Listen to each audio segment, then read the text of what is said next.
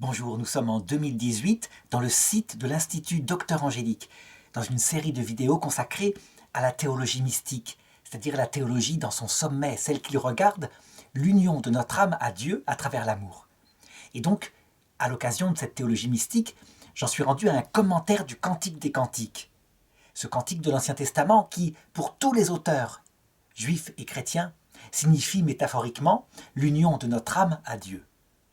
Et je voudrais commenter maintenant le chapitre 6 du Cantique des Cantiques, qui évidemment s'ouvre à de nombreux sens allégoriques, mais je voudrais me centrer, comme à chaque fois, sur un sens particulier, afin que chacun apprenne ensuite à faire le même travail, avec tous les sens sur tout le texte, puisque le texte entier pourrait être lu selon ce sens eschatologique que je vais donner maintenant. Et donc ici, je voudrais montrer ce que sera notre vie éternelle dans la vision béatifique. Donc en commentant allégoriquement, selon ce sens eschatologique, le chapitre 6. Ce qu'il faut savoir, c'est que ce commentaire catholique ne se fait pas sans d'abord avoir une théologie. Ça veut dire qu'en fait, on apprend par tout le reste de la révélation, qui n'est pas seulement l'Écriture sainte, qui est l'Écriture sainte, le Nouveau Testament en particulier, la tradition qui en est la source, et le magistère qui donne des confirmations ici ou là pour telle ou telle opinion présente dans la tradition. À partir de là, eh bien, on arrive à comprendre ce que sera la vie éternelle et, en conséquence, à interpréter métaphoriquement, donc avec une très grande souplesse poétique, ce texte. Il ne faut donc pas chercher, je dirais, le sens littéral dans ce texte qui nous révélerait ce qu'est la vie après la mort. Non, c'est bien une lecture allégorique. Au sens littéral, on a simplement un poème d'amour d'une jeune fille, folle d'amour pour son bien-aimé, et la réciproque est valable aussi. La première chose qu'il faut comprendre, c'est que ce qui explique, ce qui justifie en théologie l'existence possible d'un bonheur éternel. Éternel, ça veut dire qu'il n'a pas de fin. C'est extrêmement long, l'éternité. Un bonheur éternel où on ne s'ennuie pas. Eh bien, la seule possibilité de le comprendre, c'est de comprendre ce qu'on appelle la vision béatifique. Ça veut dire que c'est parce que, dans l'éternité, on voit l'essence infinie de notre Créateur, dans sa vie intime, Père, Fils, Saint-Esprit, face à face, sans aucun intermédiaire créé. Ça veut dire que l'humanité du Christ n'est pas l'intermédiaire qui nous permettra de voir sa divinité, à la différence de ce qui se passe sur terre, où nous ne pouvons connaître la Trinité de Dieu qu'à travers la contemplation de ce que le Christ a dit, de ce qu'il a fait, de ce qu'il est. Dans la vision béatifique, c'est l'inverse. Nous voyons Dieu sans aucun intermédiaire, ça veut dire qu'il n'y a pas une créature qui filtre Dieu est notre intelligence. Dieu se fait directement le concept, le verbe de notre intelligence. Nous restons une personne humaine. Et évidemment, comme Dieu est infini, tout-puissant, eh bien, il y a une grâce qui nous est donnée qui surélève nos facultés spirituelles pour être capable de cela. On l'appelle lumen gloriae, la lumière de gloire. C'est rien d'autre que la grâce sanctifiante dans sa perfection. Il faut bien comprendre que parce que nous voyons un être infini, avec notre intelligence limitée, donc nous ne pouvons pas le voir tel que Dieu, lui, avec son intelligence infinie, se voit lui-même. Eh bien, Dieu peut se donner dans l'éternité sans jamais qu'on s'ennuie, parce que chaque seconde, il renouvelle ses beautés, ses merveilles, ses révélations sur lui-même, comme si c'était nouveau. Vraiment, c'est possible, parce que justement, il est infini, et donc l'éternité de la vision de ses merveilles est possible.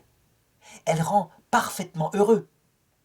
Et ce qu'il faut bien comprendre aussi, c'est que ce bien-aimé qui illumine notre âme est en même temps le plus humble, le plus petit, et donc qu'il permet une activité à l'extérieur de lui, ou plutôt avec lui, mais je dirais qui n'est pas lui. Par exemple, s'occuper de nos frères qui sont sur la terre, de nos frères qui sont encore en chemin au purgatoire, de les aider pour parvenir au ciel.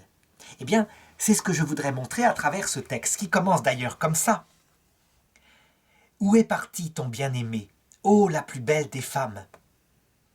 Où s'est tourné ton bien-aimé que nous le cherchions avec toi. Ça veut dire que dans la vision béatifique, nous sommes un avec Dieu. Nous sommes l'épouse unique, véritablement. Mais nous avons des compagnes et des compagnons. Les saints, les saintes, les anges, qui sont là. Et qui, lorsqu'elles nous voient en train de contempler Dieu, comme un jardin unique où il habiterait, alors qu'elles-mêmes sont un jardin unique où elles habitent. Mais ça ne les empêche pas de regarder le jardin que nous sommes. Eh bien, elles sont en admiration.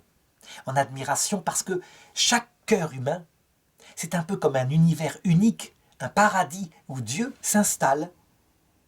Et donc, on pourrait dire que la puissance de Dieu fait que chaque individu humain, chaque ange, eh bien, en soi, c'est un paradis. À savoir que lorsque nous contemplons nos compagnons, nos compagnes du ciel, nous avons un surplus de joie, de connaissance, de vision béatifique, puisque nous contemplons une âme dans laquelle Dieu demeure par la vision béatifique. Et donc, les compagnes qui sont là, loin d'être jalouses, elles sont en admiration devant nous.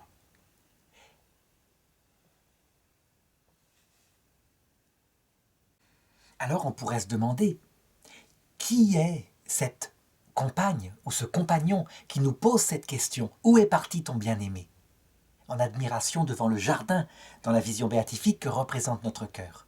Eh bien, je pourrais dire c'est n'importe qui est au ciel, mais je voudrais dire particulièrement, ici, que c'est la Vierge Marie. Tout ça pour montrer que elle, qui est objectivement la plus belle des femmes, la plus limpide, celle qui n'a jamais péché, alors que nous sortons du péché et nous sommes devenus un paradis pour Dieu parce qu'il nous a purifiés. Eh bien, ce qui caractérise Marie, c'est qu'elle est la plus belle parce qu'elle est la plus petite, la plus humble, la plus aimante. Et donc, véritablement, ce n'est pas, je dirais, une fausse parole que de dire que c'est elle qui admirera notre âme, qui admirera notre âme. Nous sommes ses enfants, elle nous a fait naître à la vie éternelle. Eh bien, elle exaltera la magnificence de cette présence de Dieu en nous, et elle se réjouira de cela. Le verset 1 du chapitre 6 se termine par cette parole curieuse, que nous le cherchions avec toi. En réalité, lorsqu'on est dans la vision béatifique, jamais, jamais, on ne perd la présence de son bien-aimé. Quand le bien-aimé part dans un endroit pour travailler, et c'est ce que va raconter l'épouse un petit peu après, jamais on ne le quitte. Ça veut dire que la vision béatifique, où qu'on aille dans cet univers grandiose que Dieu a préparé pour nous, nous accompagne toujours. Et lorsqu'on travaille pour les âmes qui sont encore sur terre, le Seigneur est toujours avec nous. Donc la Vierge Marie, lorsqu'elle vient sur terre, elle ne quitte pas le ciel, elle emporte le ciel avec elle.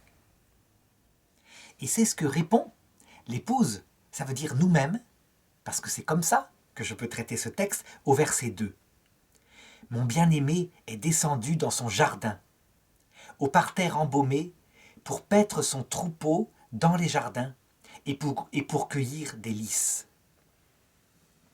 Qu'est-ce que ça veut dire cela? Eh bien qu'en fait, le Christ, notre Dieu, passe son ciel à faire du bien sur la terre.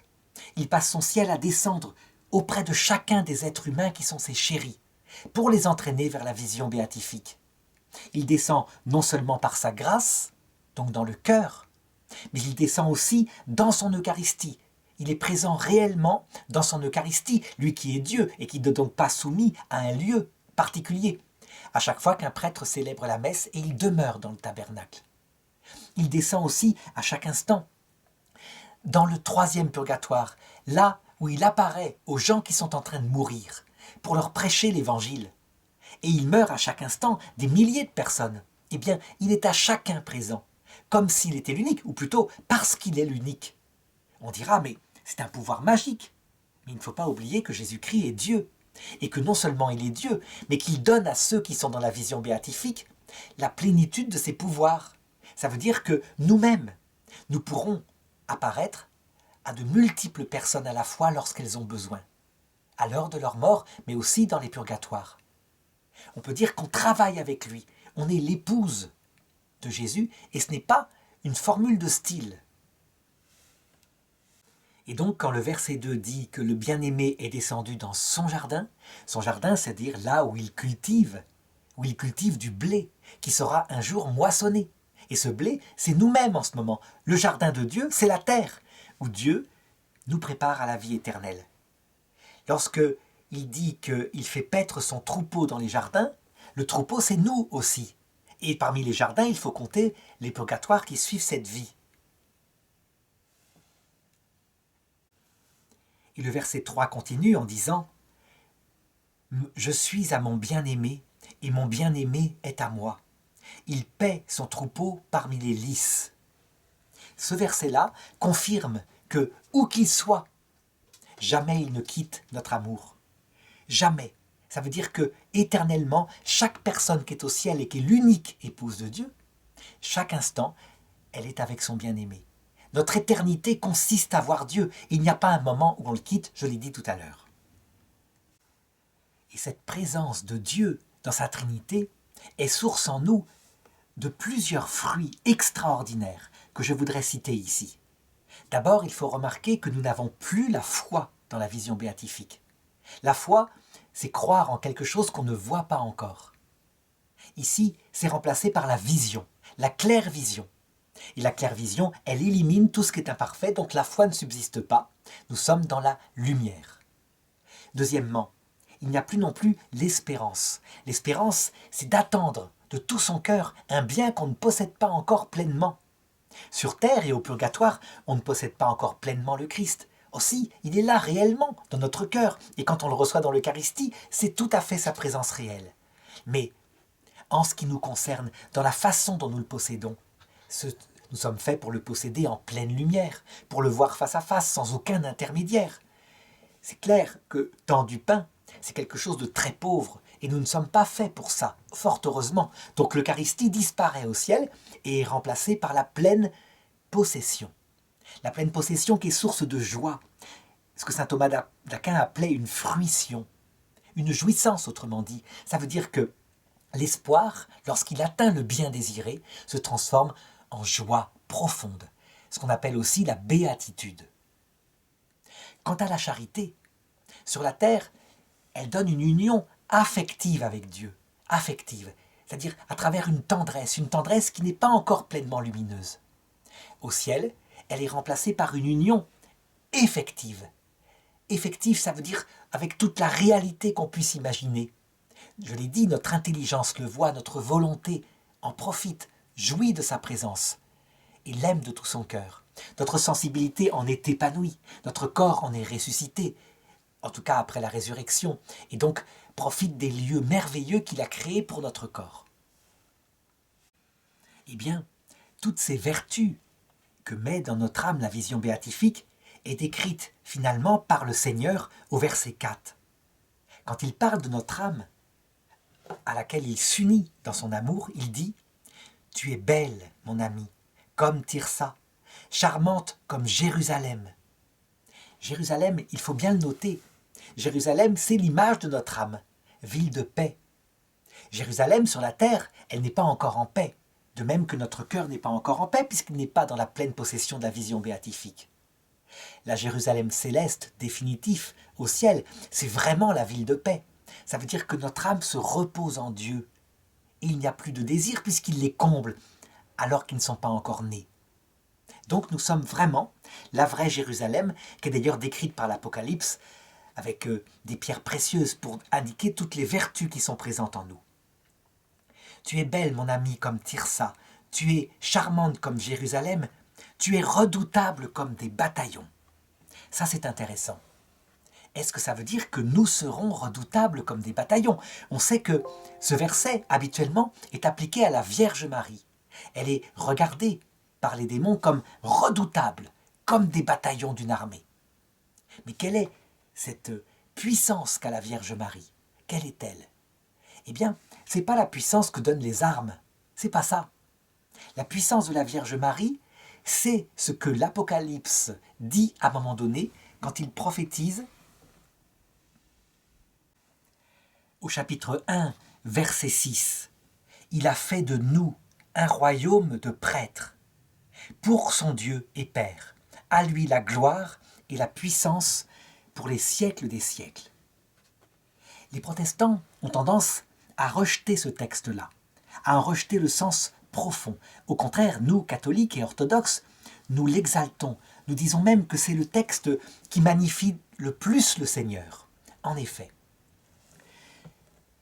ce qui plaît au Seigneur dans une âme qui est dans la vision béatifique, c'est qu'elle s'est totalement abaissée par amour pour lui. Elle s'est fait plus petite que tout, parce qu'elle a mis en avant le Seigneur et son prochain. Résultat, le Seigneur, en retour, fait la même chose. Il s'abaisse devant nous. Il s'abaisse et il fait ce qu'il fait habituellement dans sa Trinité. Ça veut dire que non seulement il nous met à son niveau, comme le serait une épouse, mais il nous élève au-dessus de lui, comme le fait un époux amoureux, de même que nous l'élevons au-dessus de nous. C'est quelque chose, une réciprocité qui scandalise certains en disant que Dieu, nous l'élevions au-dessus de nous, c'est normal.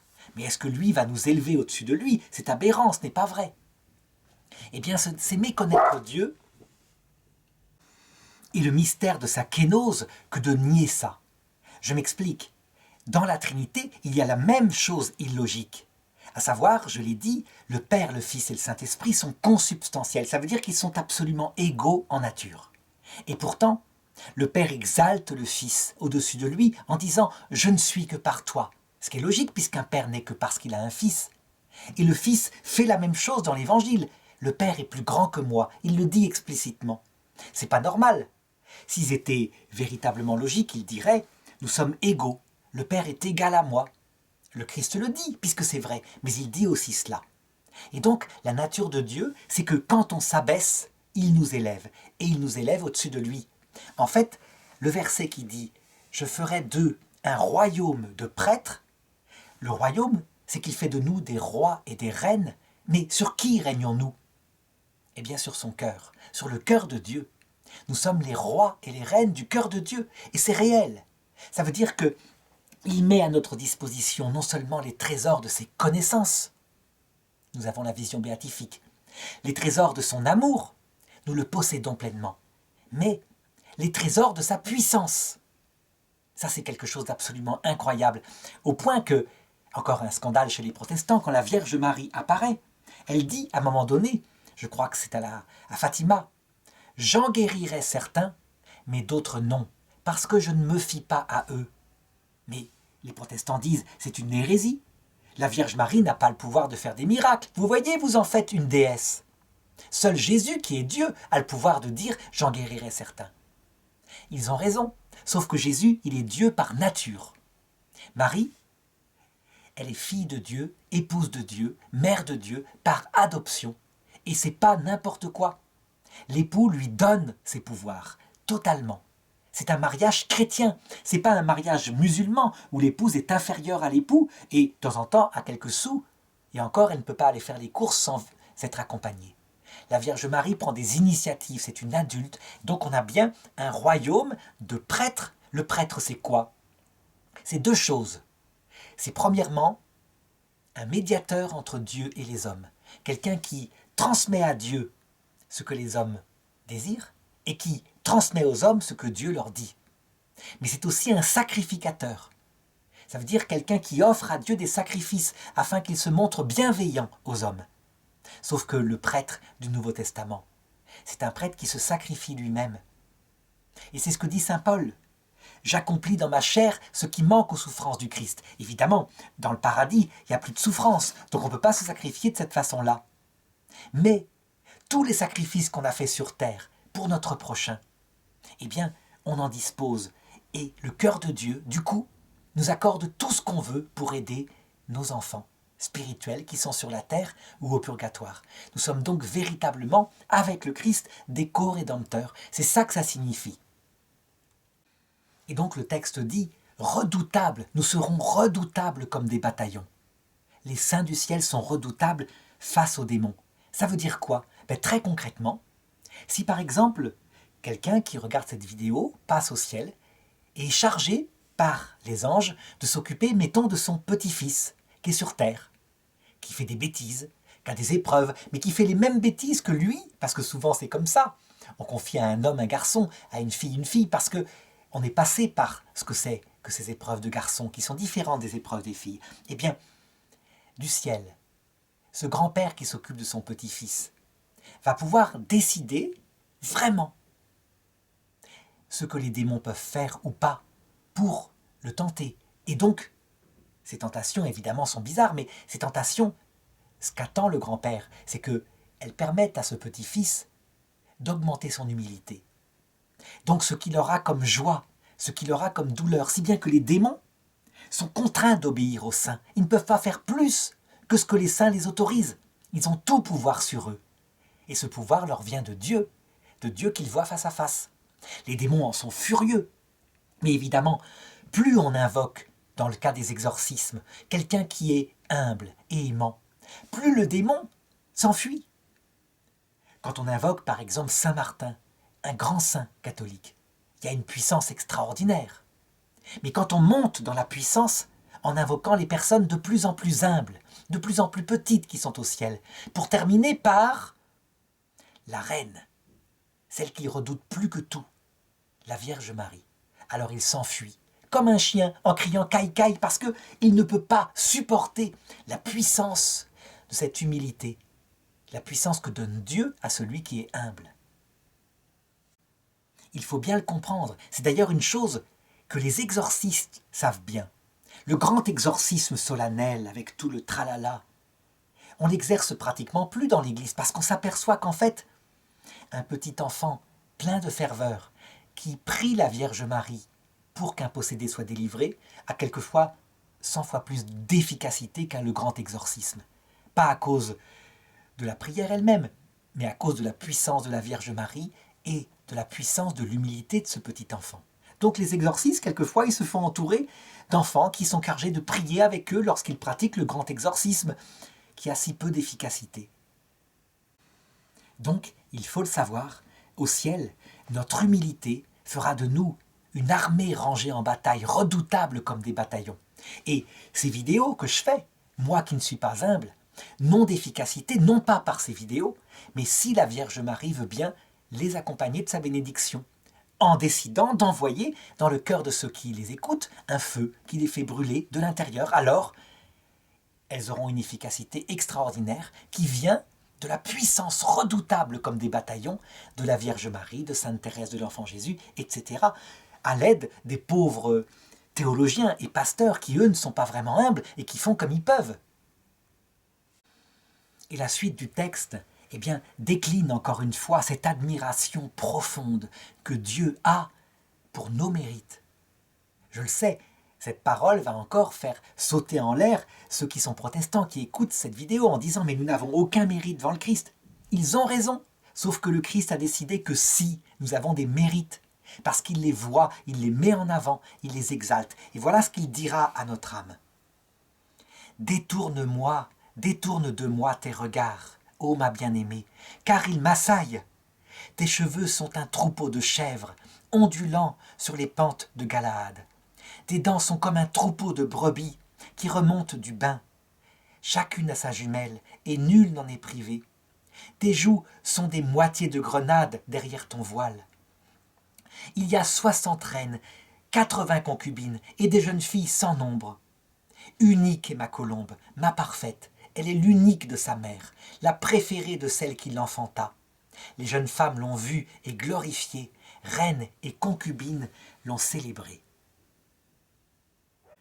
Chacun d'entre nous au ciel parlera comme ça de l'autre qui est dans la vision béatifique, en admirant ce jardin merveilleux où le roi se repose.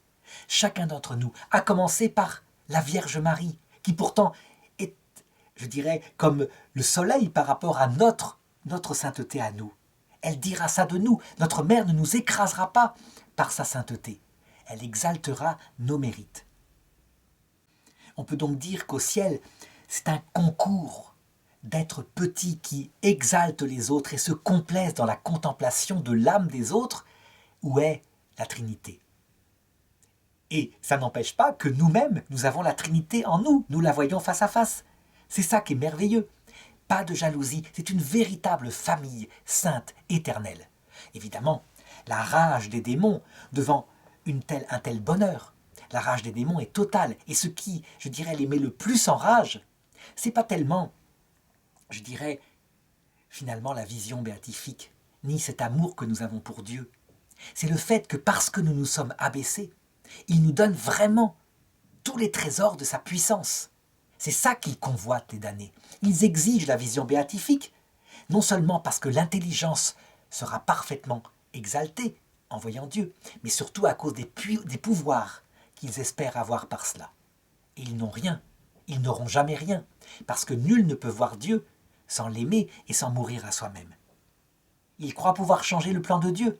Il faudrait pour ça changer Dieu lui-même. Il faut bien comprendre aussi, par ce texte, que le mystère, le dernier mystère du rosaire, le couronnement de Marie comme reine du ciel et de la terre, qui est considéré par les protestants comme l'exaltation d'une idole, la reine des anges, la reine du ciel. Pour eux, dans l'Ancien Testament, ça désigne une déesse païenne. Dans le Nouveau Testament, c'est le sommet de ce que Dieu a fait pour nous. La reine du ciel, la reine des anges, la reine du cœur de Dieu, qui est la Vierge Marie, ce n'est pas un mystère qui nous est étranger, elle l'est vraiment. Mais c'est l'annonce de ce qui nous arrivera aussi. Ça veut dire que lorsque nous arriverons dans l'autre monde, lorsque nous sortirons du purgatoire, si nous avons encore à faire, il nous couronnera reine des anges, reine de son cœur, reine en ce qui concerne notre âme, roi si on parle de notre personne. Donc nous avons dans la Vierge Marie l'annonce de notre avenir éternel, un royaume de prêtres. Et il faut bien comprendre alors le verset suivant, verset 10. « Qui est celle-ci qui surgit comme l'aurore, belle comme la lune, resplendissante comme le soleil, redoutable comme des bataillons ?» Dans l'éternité, dans le ciel, ce monde immense, gigantesque, un monde physique, puisqu'il nous rendra notre corps physique ressuscité, transfiguré évidemment, pas avec le mode biologique, avec un mode lumineux, grandiose, parfaitement obéissant à notre âme. Nous passerons notre temps à visiter non seulement l'âme de nos frères, jardin de lumière, à visiter les âmes du purgatoire, sur la terre, mais aussi dans les purgatoires mystiques, pour les aider à rentrer elles-mêmes dans la vision béatifique. Nous passerons notre temps à visiter aussi les univers physiques qu'il aura prévus. Nous serons comme des étincelles circulant à travers le monde. Évidemment, cette beauté que nous verrons, que nous n'aurons pas fini de faire le tour pendant toute l'éternité, tellement c'est grandiose que Dieu prévoit pour nous. Cette beauté, elle est redoutable pour ceux qui auront refusé l'évangile de Jésus-Christ, anges et damnés. Les anges et les damnés, ce qu'ils redoutent le plus, c'est évidemment de rencontrer quelqu'un du ciel. Parce que eux qui ne veulent jamais céder, leur obstination étant déterminée à ne jamais accepter l'humilité. Ils exigent la vision béatifique parce qu'ils s'en estiment dignes. Et avec raison, disent-ils, parce que nous sommes des intelligences. Or, l'intelligence est faite pour connaître la cause intelligente qui les a créés. Ils exigent donc que Dieu leur donne ce bonheur, enfin plutôt cette vision béatifique, à titre de dû, comme un trésor qu'ils convoitent, et parce qu'ils savent qu'avec, il y a la puissance de Dieu. Évidemment, ils ne l'obtiennent jamais, je l'ai dit, parce que Dieu dans sa Trinité est toute humilité et tout amour, et qu'on ne peut pas le posséder si ce n'est par l'amour. Il n'empêche que quand ils rencontrent, fortuitement, quelqu'un du paradis, c'est pour eux la plus grande des souffrances, parce qu'elle leur rappelle leur échec patent, leur échec qu'ils nient d'ailleurs, parce que, globalement, tout en reconnaissant que leur vie est vaine, sans objet, malheureuse, eh bien, en même temps, ils le nient. Ils se proclament bienheureux dans leur choix de la liberté solitaire. Pourquoi, alors qu'ils sont malheureux, tout en se proclamant mensongèrement heureux, pourquoi l'enfer est-il éternel? Parce que, lorsqu'ils ont vu le Christ à l'heure de la mort, il avait mis tous les moyens, et donc leur lucidité était absolument parfaite. Elle portait sur l'éternité entière. D'autre part, ils n'avaient plus aucune faiblesse. Ils savaient parfaitement ce qu'ils choisissaient. Et donc, ils ne cèdent jamais, parce qu'aucun motif ne vient leur faire changer d'avis. Rien ne vient les faire changer d'avis. Ils savent parfaitement. C'est ce qu'on appelle le péché contre l'Esprit Saint. L'enfer est éternel, non pas parce qu'ils ne peuvent pas en sortir, mais parce qu'ils ne veulent pas en sortir. Ça change tout. Ça vient d'eux-mêmes. Et c'est pourquoi saint Martin de Tours disait un jour à un démon « Tu te convertis Dieu te pardonne aussitôt et tu as la vision béatifique, tu le sais très bien. Mais jamais, jamais, il ne cède. Par contre, lorsqu'il rencontre quelqu'un du ciel, c'est source d'une grande souffrance, parce que le mensonge, ça va bien, mais face à une telle beauté, eh bien, leur mensonge est manifesté sans cesse. Donc c'est incroyable de voir cette puissance que le Christ nous donne, que lui-même a eue, et qu'il a manifestée d'ailleurs, puisque lui, qui est venu sur terre, qui a été crucifié de manière grotesque, incapable de descendre de sa croix, disaient ses ennemis, donc incapable, alors qu'il avait guéri d'autres, de se sauver lui-même. Eh bien, en 300 ans, comme une pierre descendant de la montagne, selon le rêve de Daniel, il a détruit l'Empire romain, l'empire le plus puissant qui ait jamais existé sur terre. C'était une pierre qui n'avait pas été bougée par une main d'homme, mais qui venait du Christ. Qu'est-ce qui a fait? Quelle est la puissance redoutable qui a conquis l'Empire romain? Eh bien, c'est la puissance de son humilité, de son amour à la croix. Les cœurs n'y ont pas résisté, et peu à peu, les Romains entraient dans le message du Christ.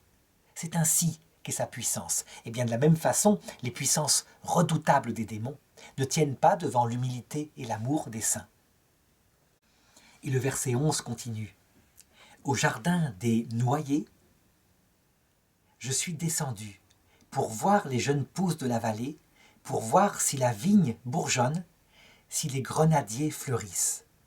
Je ne sais s'ils fleurissent, mais mon désir m'a jeté sur les chars d'Abinadib.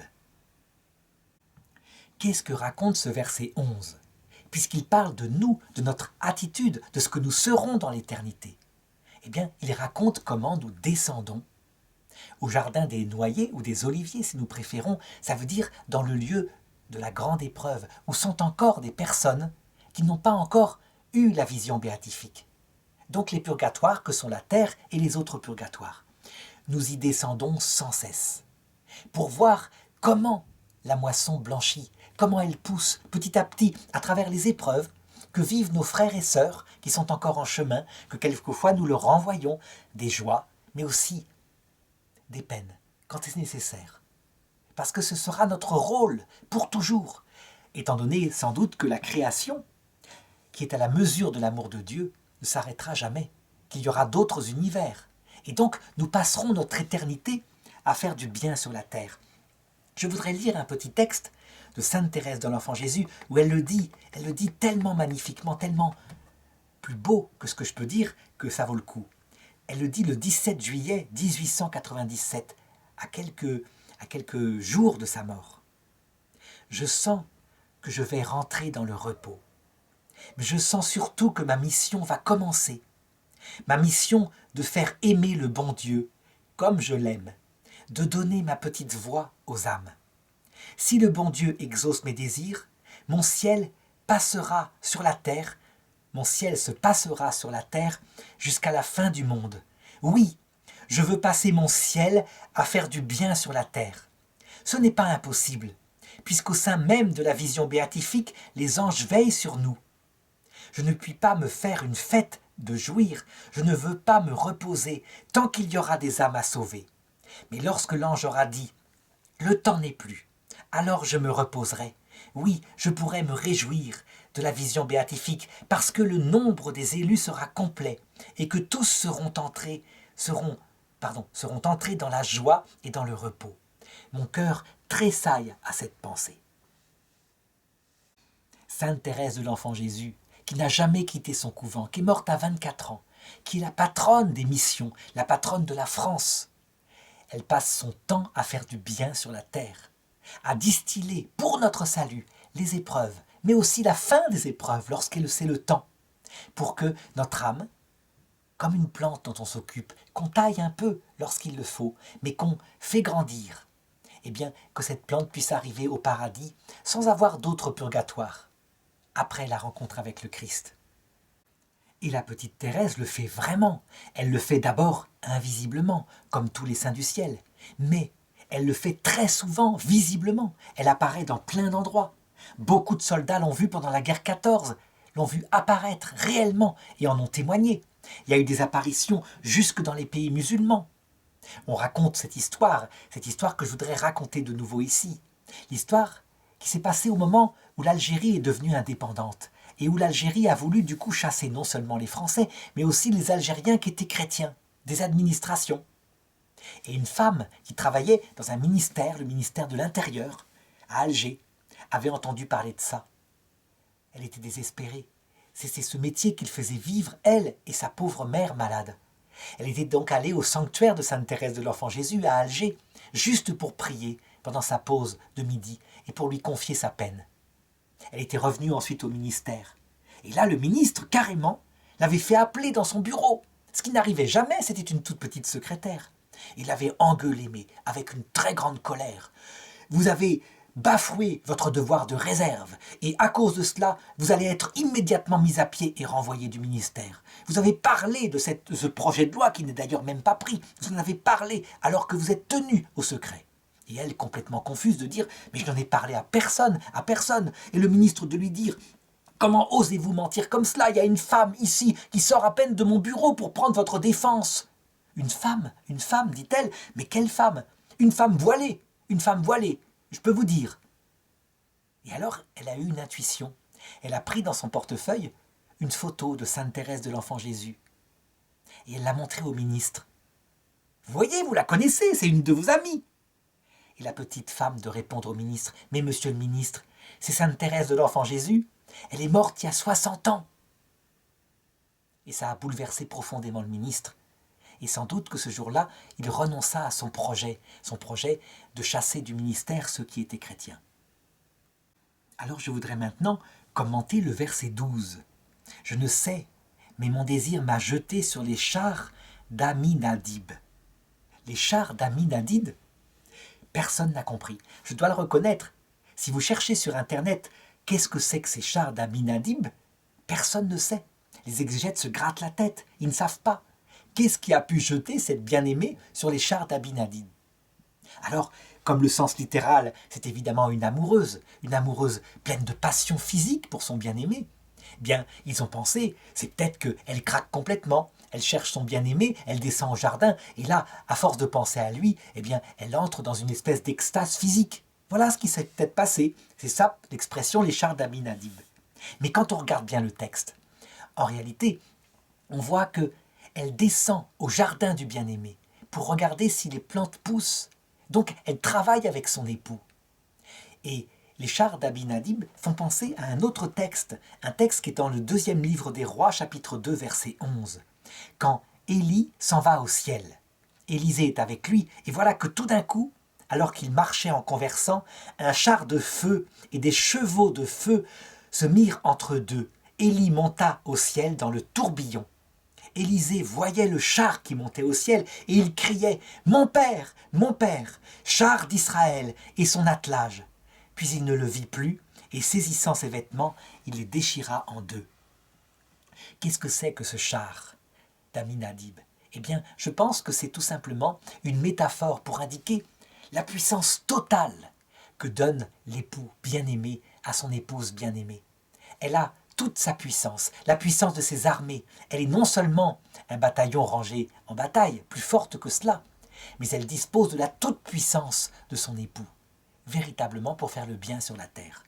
Il ne faut pas chercher forcément quelque chose de plus profond à cela.